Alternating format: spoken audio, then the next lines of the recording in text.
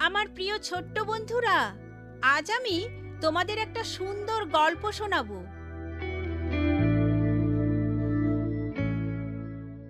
অগ্নিপরীক্ষিত Bible.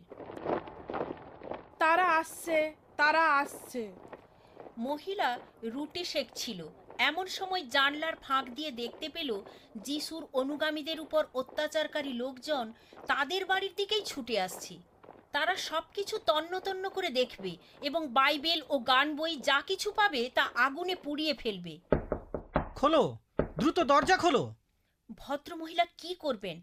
তিনি তার প্রিয় বই তুলে নিয়ে ময়দার তাল দিয়ে সম্পূর্ণ আবৃত করে রুটি সেঁকার মতো করে ওভেনে ঢুকিয়ে দিল। তারপর প্রকম্পিত অবস্থায় দরজা খুলে দিল আর লক্ষ্য করল লোকজন সর্বত্র তন্ন তন্ন করে এলোপাথারিভাবে খুঁজতে থাকলো যদি কিছু পাওয়া যায়। কিসের গোলমাল, কিন্তু তারা কিছুই পেল না। চিৎকার করে তারা ভদ্রমহিলাকে গালিগালাজ দিয়ে ঠাস করে দরজা বন্ধ করে দিল। পরিবেশ যখন নিঃশব্দ হলো, তখন মহিলা ওভেন থেকে ভাজা রুটি তুলে আনলেন।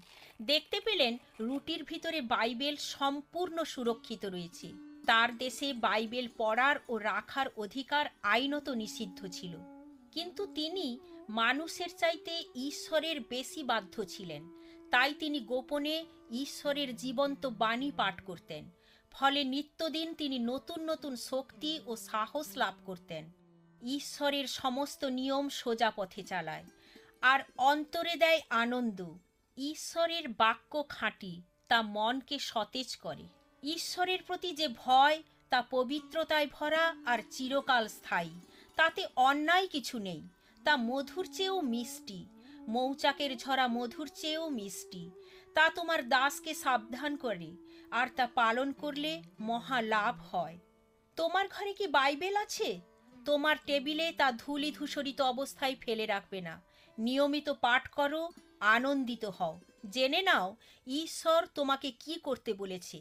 যদি তোমার কাছে বাইবেল না থেকে থাকে আর তুমি যদি পেতে চাও, তবে আমাকে জানাও। হয়তো সবচেয়ে প্রিয় পুস্তক হিসেবে বাইবেল তোমার কাছে সমাদৃত হবে। বাই বাই ছোট্ট বন্ধুরা, আমি অতসী। তোমাদের প্রশ্নের উত্তর পেতে চিঠি লেখো। অল ইন্ডিয়া মসি জামাত, post box number 6079, west Patelnagar, new Delhi 110008, India.